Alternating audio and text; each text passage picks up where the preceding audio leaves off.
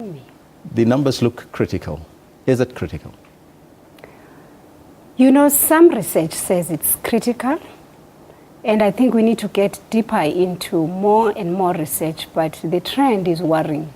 It's worrying the Commission a lot that people who should be protected in our society, the elderly, the people who have our memories, who have brought us up, are now raped, not only by their peers, but by children.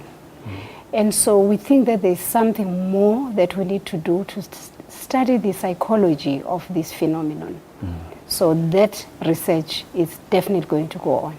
Now, looking at the trends, KwaZulu has been pointed out as one of the problem areas. But do you have figures per province to indicate what is the trends like? I don't have it offhand, but I know that KZN comes first.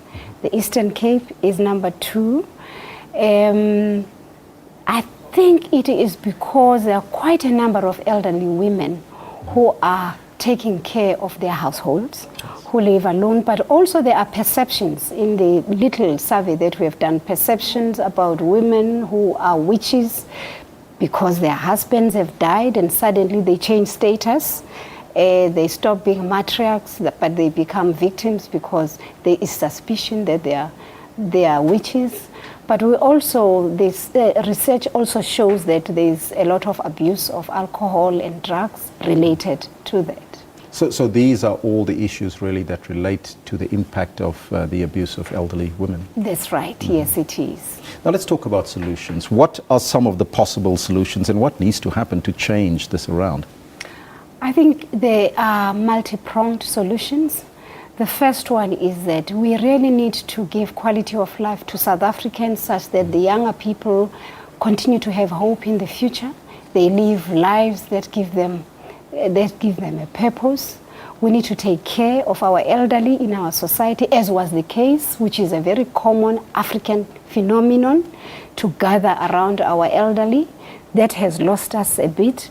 And we think that unemployment is another issue. We have too many people roaming in our villages that are not doing anything, out of school, out of jobs. So we think that the economy must be changed so that people have access and have meaningful life. But also an issue of morality. Of course, morality is an issue. So we don't think it's a bad idea to really begin to talk about how we educate around alcohol and how we don't make alcohol a fashionable statement, and drugs and law enforcement agencies should take seriously issue of abuse of drugs.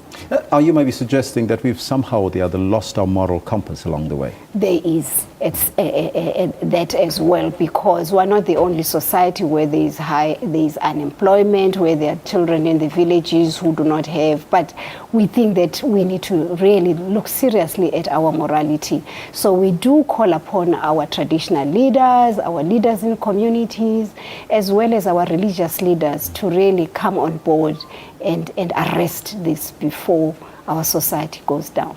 Now, the Commission for Gender Equality has also spoken out on the controversy surrounding the Traditional Courts Bill. What's your concern with this bill? Our concern is that we have one justice system, and our justice system has got courts that are run by the department, and in the justice system we have magistrates court, we have regional courts, we have high courts, we have the Supreme Courts. Then we have the traditional system with the traditional courts. We fear that with patriarchy the way it is, women will go to those courts and they will not be heard properly, they will not receive justice. And so as the Commission, we are quite aware that traditional leaders have a place in our Constitution. However, we just want to make sure that this bill protects the rights of women in line with the Constitution, and that it is synergized. As it is now, we are concerned. We remain concerned. You also raised concern about women in the workplace and transformation in that respect. Tell us more. That's a big one.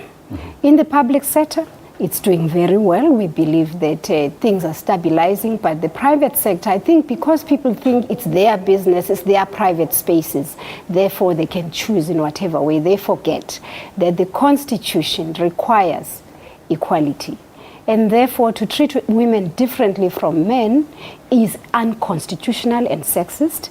And therefore, we are really going to have hearings as the Commission for Gender Equality to really make sure that if they are not aware that they are not in line with the Constitution, then we make them aware, because finally we have to be an equal society.